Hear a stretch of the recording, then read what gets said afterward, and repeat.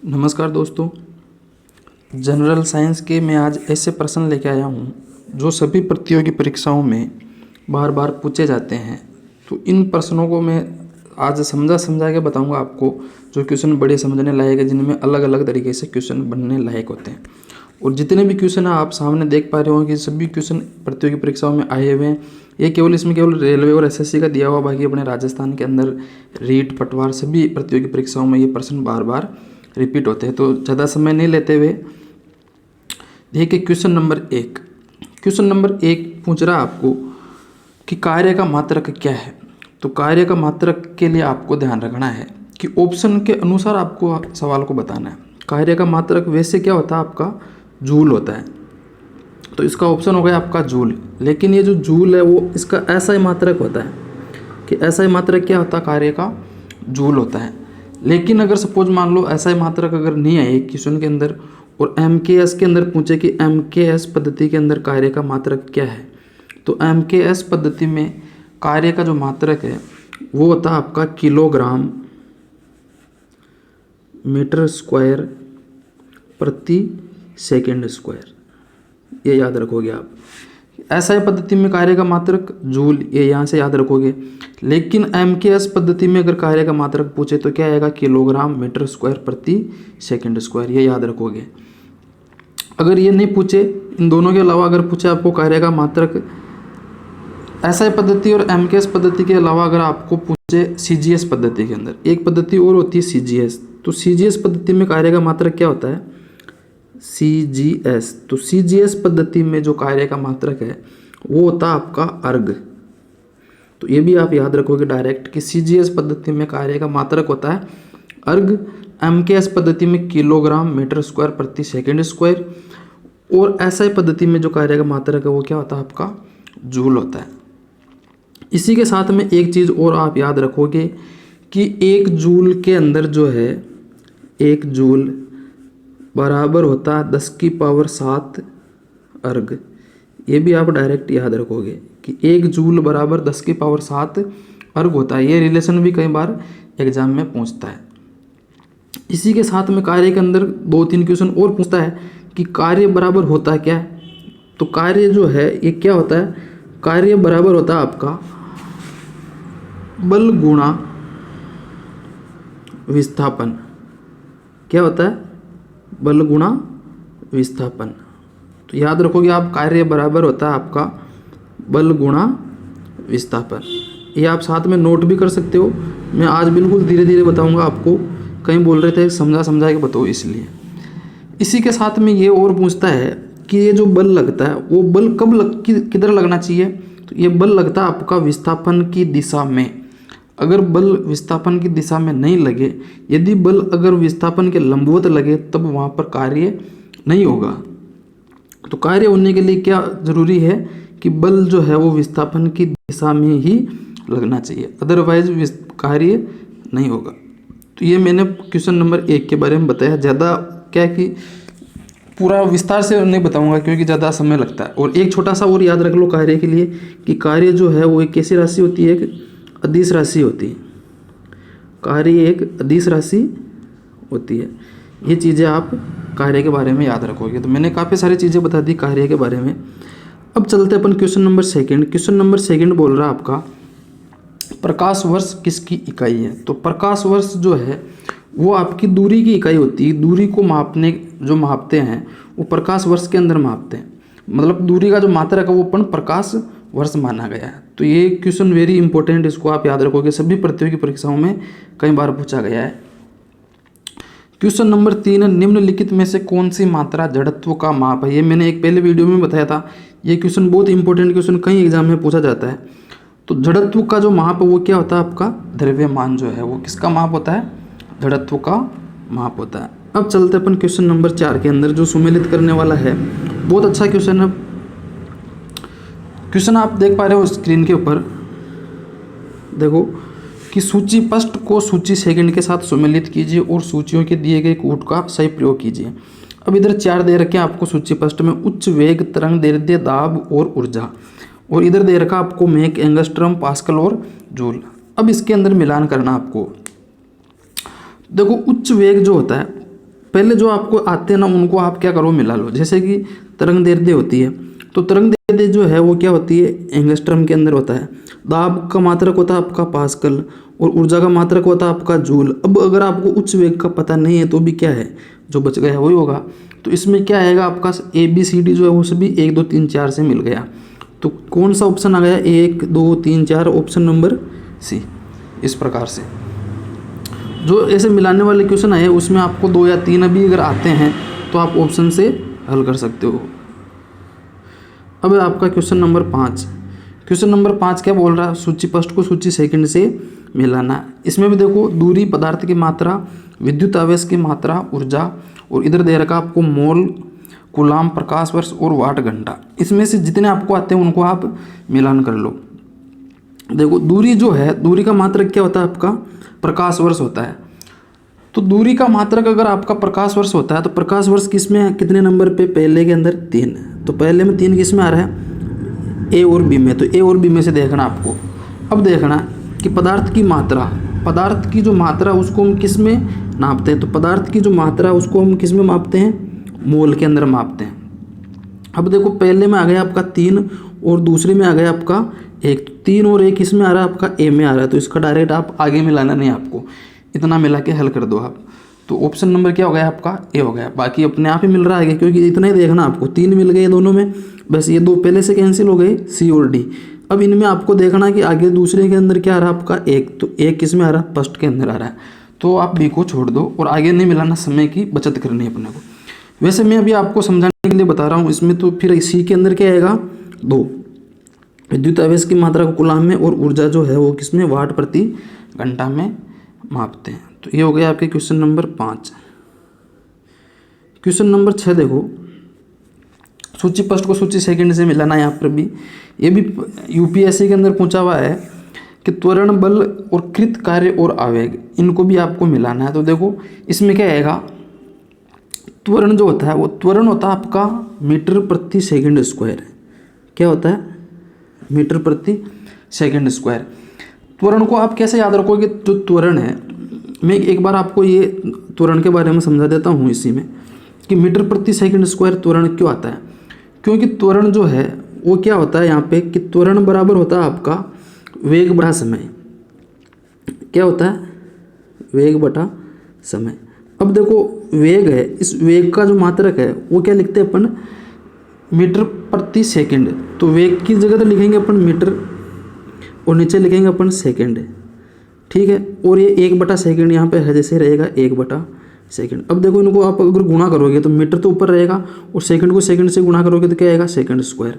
तो यहाँ पर 4 नंबर में क्या दे रखा, मीटर प्रति सेकंड स्क्वायर। तो अपना भी क्या आता है यहाँ से, मीटर प्रति सेकंड स्क्वायर। ये कैसे आता है ये आप समझ गए होंगे। अब चलते अपन इसके आगे, और क्या पूछ रहा है ये, बल। और बल के बारे में अपन क्या जानते हैं, बल का जो मात्रक है वो क्या होता है। तो इसमें भी आप क्या ध्यान रखोगे, बल का जो मात्रक वो न्यूटन होता है। देखो त्वरण के लिए तो आपने 4 मिलाया, और बल का मात्रक होता है आपका न्यूटन। ऐसा पद्धति में दे रखा है न्यूटन, तो न्यूटन लिखना है। अब आपका कृत कार्य, कृत कार्य का मतलब कार्य, तो कार्य का मात्रक क्या होता है आपका, जूल होता है। तो कार्य का मात्रक जूल हो गया आपका 1 नंबर।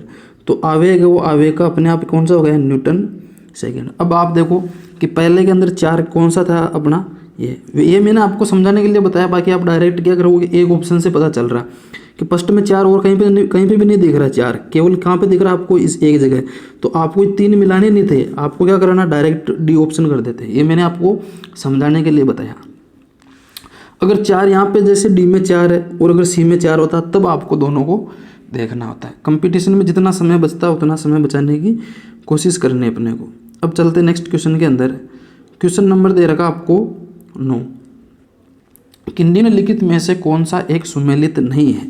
तो जो सुमेलित नहीं है उसकी पहचान करनी। देखो डेसिबल है, वो डेसिबल क्या है, ध्वनि की प्रबलता या तीव्रता की इकाई होती है। ध्वनि की तीव्रता या प्रबलता है उसको अपन डेसिबल में मापते हैं। तो ये तो सही है, तो ये तो सुमेलित है, तो ये अपने को अपना उत्तर नहीं है। फिर है शक्ति।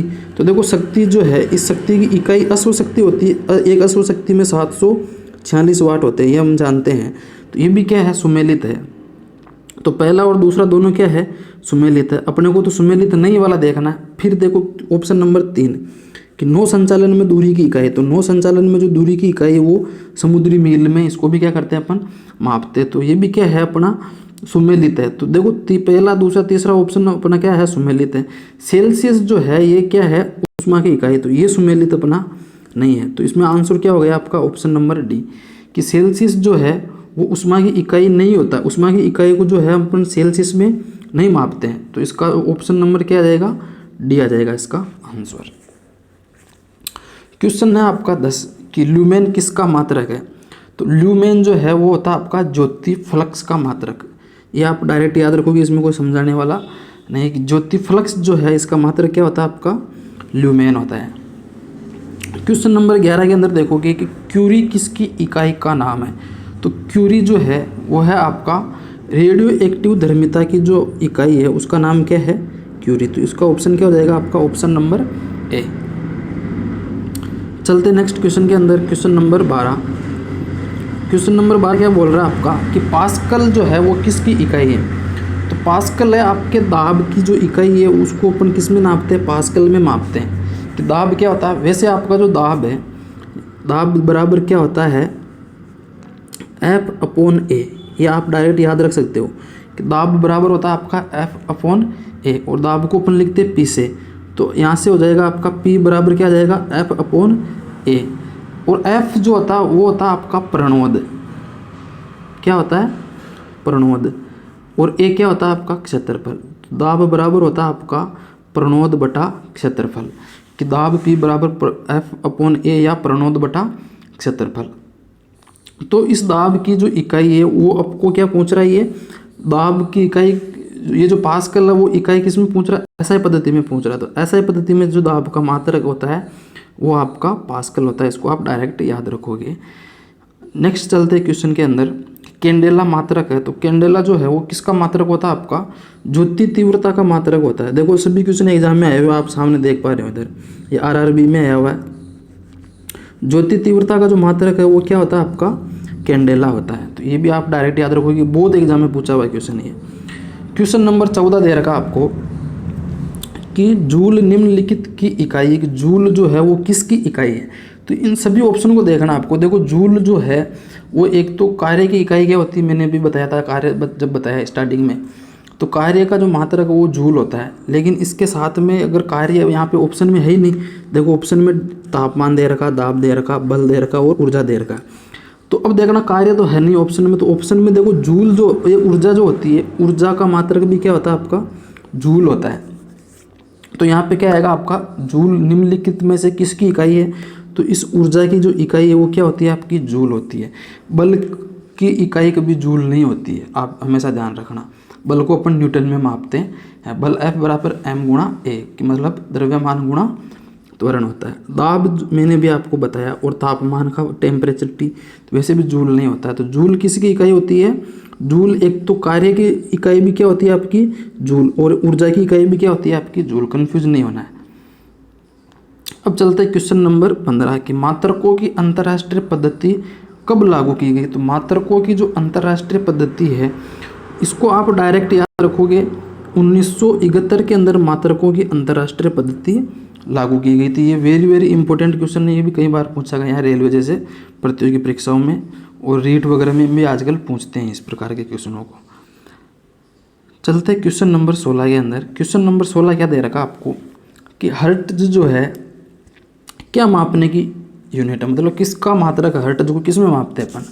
तो इसमें आता है जो अपने तरंगों की जो आवृत्ति होती है उस आवृत्ति को अपन किस में मापते हैं, हर्ट्ज के अंदर मापते हैं। इसको आप डायरेक्ट याद रखोगे कि तरंगों की जो आवृत्ति है, किसकी, तरंगों की आवृत्ति को, है ना। तरंग दैर्ध्य नहीं, तीव्रता तरंग दैर्ध्य से नहीं, मतलब तरंगों की जो आवृत्ति है इसको किससे नापते हैं अपन, तरंग हर्ट्ज के अंदर मापा जाता है, इसकी इकाई होती है। इसी के साथ में क्वेश्चन नंबर 17 दे रखा आपको कि विद्युत मात्रा की इकाई है। तो विद्युत मात्रा की जो इकाई है वो होती है आपकी एम्पियर। क्या होती है, एम्पियर। ये भी आप क्या रखोगे, डायरेक्ट याद रखोगे कि विद्युत धारा की मात्रा जो इकाई है वो होती है आपकी एम्पियर। क्वेश्चन नंबर 18 दे रखा आपको एसआई पद्धति में लेंस की शक्ति का जो मात्रक या इकाई है वो क्या है। तो एसआई पद्धति में पूछ रहा है लेंस की शक्ति का। तो लेंस की शक्ति का जो मात्रक है वो होता है आपका डायोप्टर। क्या होता है? डायोप्टर। तो डायोप्टर जो है वो लेंस की शक्ति का क्या होता है? SI मात्रक होता है। वेरी वेरी इंपॉर्टेंट, याद रखना इसको, ये कई सारे प्रतियोगी परीक्षाओं में बार बार पूछा जाता है। क्वेश्चन नंबर 19 दे रखा आपको, डेसिबल किसे नापने के लिए प्रयोग लाया जाता है? तो डेसिबल जो है वो आपका वातावरण की जो ध्वनि होती है, मतलब ध्वनि को मापने का जो यंत्र है वो क्या है? डेसिबल। ध्वनि को अपन डीबी में मापते हैं। आपने देखा होगा जितनी भी आप ध्वनियाँ पढ़ते हो कि जैसे एक कुत्ता है वो कितनी कौन सी ध्वनि सुन सकता है? पराश्रव्य ध्वनि, अवश्रव्य ध्वनि, इस प्रकार की जो ध्वनियाँ आती है, तो उसमें सभी में लास्ट में एक डीबी लिखा आता है। क्या आता है? डीबी। कि डीबी का मतलब होता है आपका डेसिबल। तो आप हमेशा ध्यान रखोगे ध्वनि की जो तीव्रता है, ध्वनि वातावरण के अंदर जो ध्वनि है उसको नापने के लिए या ध्वनि की तीव्रता को नापने के लिए डेसिबल का काम में प्रयोग लिया जाता है। ये रीट के अंदर पूछा गया है क्वेश्चन। अभी कुछ दिन जो रीट 2018 हुई थी उसके अंदर ये क्वेश्चन पूछा गया था। वेरी वेरी इंपॉर्टेंट क्वेश्चन है ये, और कई सारे प्रतियोगी परीक्षाओं में RTET में पहले भी पूछा गया है, तो इसको इंपॉर्टेंट याद रखोगे। रीट के अंदर ध्वनि का पूरा चैप्टर है। क्वेश्चन नंबर 20 है, एम्पियर क्या नापने की इकाई है? तो एम्पियर जो है उसके अंदर क्या मापते हैं अपन? करंट को मापते हैं। वैसे अगर देखो ऑप्शन के अनुसार याद रखना है, अगर ऑप्शन में धारा आता है तो जो धारा है उस धारा को क्या मापते हैं अपन? एम्पियर। धारा है ही नहीं यहाँ पे, करंट दे रखा, तो आप क्या लिखोगे यहाँ पे? करंट। इस प्रकार से याद रखोगे।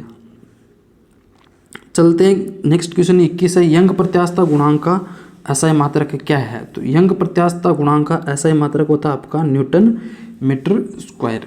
क्या होता है? न्यूटन प्रति मीटर स्क्वायर। न्यूटन प्रति मीटर स्क्वायर, ये याद रखोगे आप, वेरी इंपॉर्टेंट है ये भी।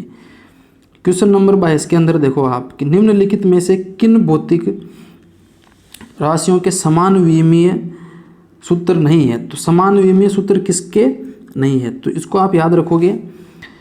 क्वेश्चन नंबर 22 में क्या दे रखा आपको? निम्नलिखित में से किन भौतिक राशियों के समान विमीय, देखो कार्य और ऊर्जा का तो समान विमीय होता है, तो ये आपका नहीं होगा यहाँ से। सेकंड दे रखा भार और बल, इसका भी एक जैसा होता है। आवेग और संवेग, इसका भी एक जैसा होता है। बचा कौन सा? बल और दाब। तो बल और दाब का जो है एक जैसी विमा नहीं होती, इनकी विमा कैसी होती है? अलग अलग विमाएँ होती है। अब देखो नेक्स्ट क्वेश्चन, एक खगोलीय इकाई संबंधित है। तो खगोलीय जो इकाई है वो किससे संबंधित है? खगोलीय इकाई होती है आपकी सूर्य और पृथ्वी के बीच की दूरी से संबंधित होती है। किससे होती है? ऑप्शन नंबर ए होगा आपका, सूर्य और पृथ्वी के बीच की जो दूरी है उससे संबंधित होती है। कौन सी? आपकी खगोलीय इकाई। ये वेरी वेरी इंपॉर्टेंट क्वेश्चन, कई बार पूछा गया। चलते नेक्स्ट क्वेश्चन के अंदर, निम्नलिखित में से कौन एक सदिश राशि नहीं है? अब देखो सदिश राशियों के लिए मैं आपको एक चीज़ पहले इंपॉर्टेंट क्लियर कर देता हूँ। अभी इसके कई सारे क्वेश्चन आएंगे, सदिश और अदिश। तो देखो सदिश अदिश लगभग आप सभी जानते हो, प्रतियोगी परीक्षा को तैयारी कर रहे हो, परिभाषाएं बताना कोई मतलब नहीं यहाँ पे। आप देखो सदिश और अदिश में इतना ध्यान रखना कि सदिश राशि जो होती है ना, जितनी मूल भौतिक राशियाँ होती है, कौन सी? मूल भौतिक राशियाँ। जो भी मूल भौतिक राशियाँ, आप जानते हो मूल भौतिक राशियाँ कौन सी है? जैसे आपका एक तो होता है द्रव्यमान। द्रव्यमान एक मूल भौतिक राशि होती है। एक होती है आपकी लंबाई, जैसे मूल भौतिक राशि होती है। जैसे आपका समय हो गया, ये क्या होती है? मूल भौतिक राशि हो गई। जैसे आपका आयतन हो गया, आयतन क्या है? एक मूल भौतिक राशि हो गई। जैसे आपका तापक्रम वगैरह हो गया, तो ये सभी क्या है? आपकी मूल भौतिक राशियाँ। तो जितनी भी मूल भौतिक राशियाँ हैं वो सभी मूल भौतिक राशियाँ अदिश राशियाँ होती है। कैसी होती है? अदिश राशियाँ। बस ये इतना याद रखना, जितनी भी मूल भौतिक राशियाँ वो होती है आपकी अदिश। बस इतना ध्यान रख लो आप। अब करते हैं अपन क्वेश्चन को, कि क्या दे रखा क्वेश्चन कि निम्नलिखित में से कौन एक सदिश राशि नहीं है? तो सदिश राशि कौन सी नहीं है अभी मैंने बताया आपको। मूल भौतिक राशियों में देखो कुछ भी नहीं करना आपको, क्वेश्चन को देखते ही कर लोगे। इतना सा अगर आपने याद रख लिया कि द्रव्यमान है, द्रव्यमान क्या है? एक मूल भौतिक राशि जो भी मैंने बताया, तो इसका ऑप्शन क्या होगा? डायरेक्ट द्रव्यमान होगा, क्योंकि मूल भौतिक राशि है ना वो अदिश राशि होती है। तो अदिश राशि होती है तो वो क्या है, सदिश नहीं है। और क्वेश्चन भी क्या पूछ रहा है कि सदिश राशि नहीं है, तो सदिश कौन सी नहीं है, द्रव्यमान नहीं है। बाकी सभी राशि कैसी है आपकी, सदिश राशियाँ हैं। क्वेश्चन नंबर 26 दे रखा है कि इनमें से अदिश राशि है। अब देखो अदिश राशि कौन सी राशि जो है इसमें अदिश है, देखो संवेग है, ये एक सदिश राशि होती है, तो ये आपका ऑप्शन कैंसिल हो गया। बल आघूर्ण ये एक सदिश राशि होती है, तो ये आपका ऑप्शन कैंसिल हो गया। तो अब बचा क्या आपका उपयुक्त सभी, वैसे नहीं होगा जब दो कैंसिल हो गए, तो बचा क्या आपका ऊर्जा। ऊर्जा क्या होती है, एक अदिश राशि होती है। कार्य और ऊर्जा दोनों याद रखोगे, कार्य और ऊर्जा दोनों कैसी राशियाँ होती है आपकी, अदिश राशियाँ होती है। कार्य और ऊर्जा दोनों अदिश राशियाँ होती है, वेरी इंपॉर्टेंट याद रखना है यहीं पे आप। चलते नेक्स्ट क्वेश्चन, निम्नलिखित में से कौन सी एक सदिश राशि है। तो कौन सी सदिश राशि है, अब देखो इसमें सदिश राशि के लिए पूछ रहा है आपको, तो क्या करोगे आप, सभी ऑप्शनों को पढ़ो पहले। संवेग, दाब, ऊर्जा और कार्य। देखो ऊर्जा एक अदिश राशि होती है, कैंसिल हो गया। कार्य एक अदिश राशि होती है, कैंसिल हो गया।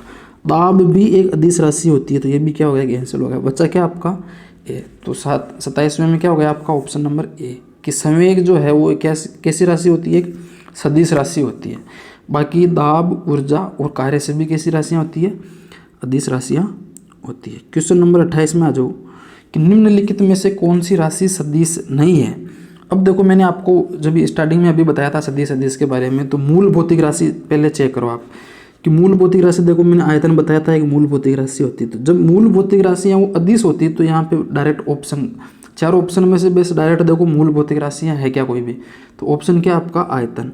तो 28 में क्या हो जाएगा आपका आंसर डी। बाकी बल, वेग और विस्थापन से भी क्या होती है, सदिश राशियाँ होती है। अब चलते क्वेश्चन नंबर अपन 29 के अंदर कि निम्नलिखित में से सदिश राशि है। तो सदिश राशि कौन सी है, देखो मूल भौतिक राशियों में मैंने बताया कि द्रव्यमान एक मूल भौतिक राशि है, तो ये अदिश राशि है, तो ये हो गया आपका कैंसिल। समय एक मूल भौतिक राशि है, तो मूल भौतिक राशि अदिश होती है, तो ये हो गया आपका कैंसिल। लंबाई है एक मूल भौतिक राशि होती है, मैंने समझाया था, तो ये भी हो गया आपका कैंसिल। बचा कौन सा, वेग, और वेग क्या होता है आपका, सदिश राशि होती है। इस प्रकार से कैंसिल कर करके आपको ऑप्शन का हल निकालना है। ये आपके सदिश अदिश के क्वेश्चन आते हैं। तो आपको इतना ध्यान रखना है कि सदिश और अदिश में मूल भौतिक राशियाँ जो होती है वो अदिश होती है, और मूल भौतिक राशियों में द्रव्यमान होता है, समय होता है, लंबाई होता है, आयतन होता है, तापक्रम होता है, पदार्थ की जो ज्योति तीव्रता वगैरह वो कुछ और आगे होती है, लेकिन ज़्यादातर आपको इन 4-5 चीज़ों को ध्यान रखना है। ये सभी क्या होती है, अदिश राशियाँ होती है, ये याद रखोगे आप। अब चलते नेक्स्ट क्वेश्चन के अंदर, निम्नलिखित में से कौन सा एक व्युत्पन्न परिणाम नहीं है। तो व्युत्पन्न परिणाम का मतलब यह है कि जो ना मूल होता है, मूल भौतिक राशि। तो मैंने अभी आपको बताया कि अगर मूल भौतिक राशि, तो मूल भौतिक राशि का मतलब ये द्रव्यमान अगर मूल भौतिक राशि है, तो जब मूल भौतिक राशि है तो इसको हम व्युत्पन्न कहाँ किया है, तो अपने आप मूल है, भौतिक विज्ञान के अंदर मूल भौतिक राशियों में गिनी जाती है, तो ये व्युत्पन्न नहीं है। तो बस ऑप्शन में आप देखते बता दोगे कि द्रव्यमान जो है वो एक व्युत्पन्न राशि नहीं है, मूल भौतिक राशि है। तो बाकी इन ऑप्शनों को आपको देखना ही नहीं है। तो क्या हो गया आपका 30 के अंदर ऑप्शन नंबर बी हो गया।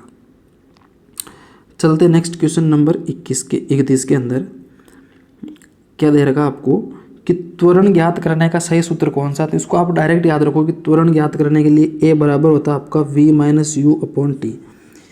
ए बराबर v minus u upon t, ये आप डायरेक्ट क्या करोगे, याद रखोगे, ये एग्जाम के अंदर डायरेक्ट पूछा जाता है।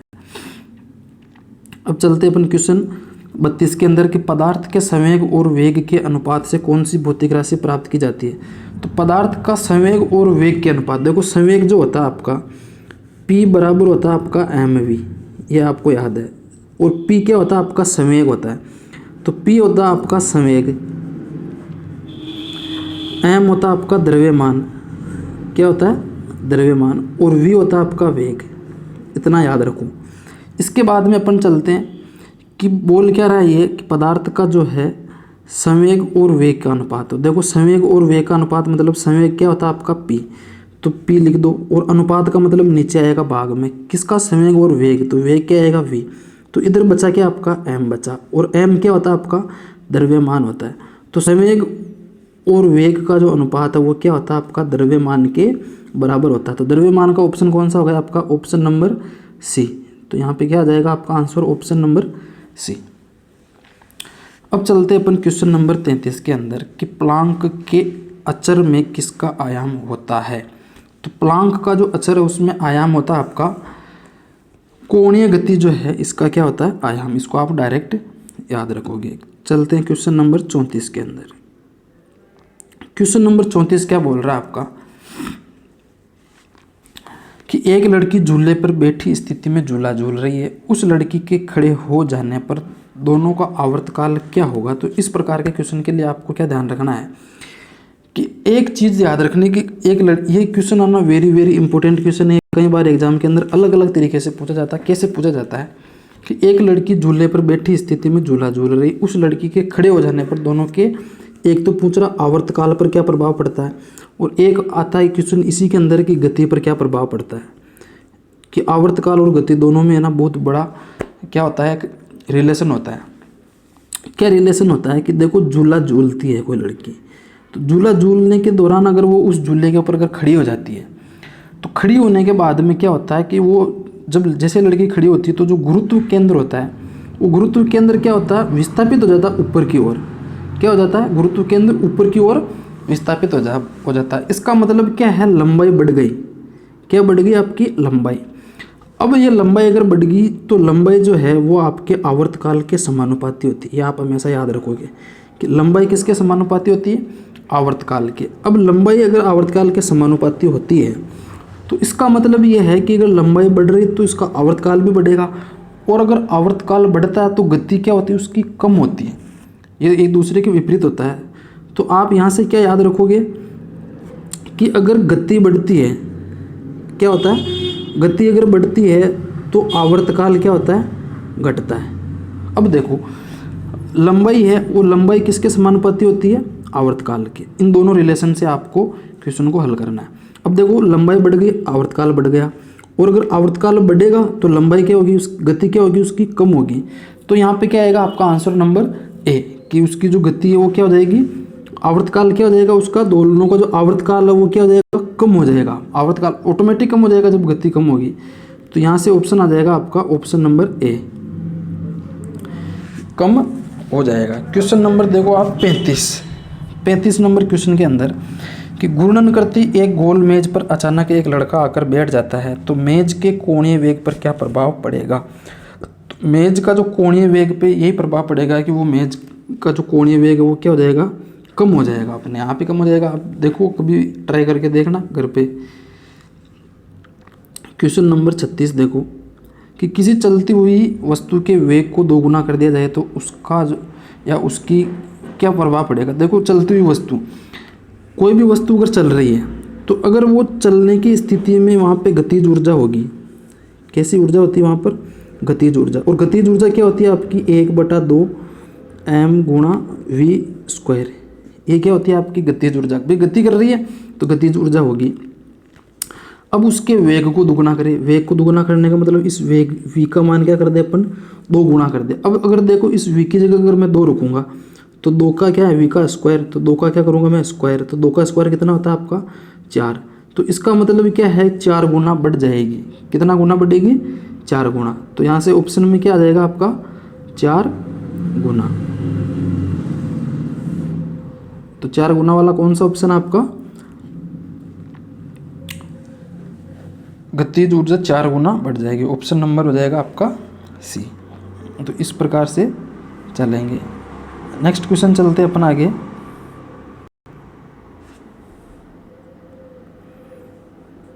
चालीस नंबर क्वेश्चन दे रखा आपको। न्यूटन के गति के तीसरे नियम के अनुसार क्रिया तथा प्रतिक्रिया से संबंध बल है। तो यहाँ पे क्या आएगा आपका ऑप्शन नंबर देखो आप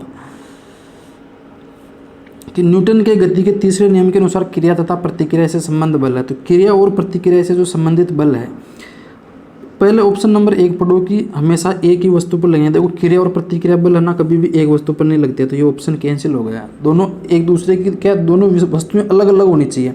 अपन किसी पर धक्का लगाए तो वापस वही वस्तु दूसरी वस्तु अपने ऊपर प्रतिक्रिया करनी चाहिए। तो भिन्न भिन्न वस्तु पर लगे हो तो दोनों भी भिन्न भिन्न पे नहीं होगा, तो ये भी ऑप्शन आपका कैंसिल हो जाएगा। हमेशा भिन्न भिन्न वस्तुओं पर ही लगे होने चाहिए। ये जरूरी है कि हमेशा क्या होना चाहिए, भिन्न भिन्न वस्तुओं पे लगा होना चाहिए। तो क्या हो जाएगा यहाँ पे ऑप्शन नंबर सी हो जाएगा यहाँ से इसका आंसर। क्वेश्चन नंबर देखते हैं 41 के अंदर कि प्रत्येक क्रिया के बराबर व विपरीत दिशा में एक प्रतिक्रिया होती है, यह है। तो प्रत्येक क्रिया के बराबर एक विपरीत प्रतिक्रिया होती है। तो ये जो है वो क्या है, न्यूटन की गति का तीसरा नियम है कि क्रिया प्रतिक्रिया का नियम कौन सा, न्यूटन की गति का तीसरा नियम। ये भी आप डायरेक्ट याद रखोगे। क्वेश्चन नंबर 42 दे रखा है, जल में तैरना न्यूटन की गति के किस नियम के कारण संभव है। तो जल में तैरना न्यूटन की गति के तीसरे नियम के कारण है, तभी तो क्रिया का प्रतिक्रिया करता है, पानी वापस प्रतिक्रिया करता है वो और डूबता नहीं है इंसान। क्वेश्चन नंबर दे रखा 43, कोई पिंड तब तक विरामावस्था में ही बना रहेगा जब तक उस पर कोई बाह्य बल कार्य नहीं करता। यह कथन किसका है। तो देखो ये कथन है आपका न्यूटन का। और ये न्यूटन का कथन क्यों है, न्यूटन ने दिया था जड़त्व का नियम। किसका नियम, जड़त्व का नियम। तो गति का जो प्रथम नियम था, गति का जो पहला नियम था वो कौन सा था आपका, जड़त्व का नियम। और इस जड़त्व का नियम ये कहता था कि अगर कोई वस्तु अगर स्थिर है तो वो स्थिर ही रहना चाहेगी और गतिशील वस्तु गतिशील ही रहना चाहेगी जब तक कि उस पर कोई बाह्य बल कार्य नहीं करे। क्वेश्चन नंबर देखो 44 कि बल की परिभाषा आती है न्यूटन के। तो बल की जो परिभाषा वो न्यूटन का कौन सा नियम है, न्यूटन के पहले नियम से बल की परिभाषा निकल के आती है। डायरेक्ट याद रखोगे, सभी प्रतियोगी परीक्षाओं में आए हुए, ध्यान रखना क्वेश्चनों को। नेक्स्ट क्वेश्चन दे रखा, किसी पिंड के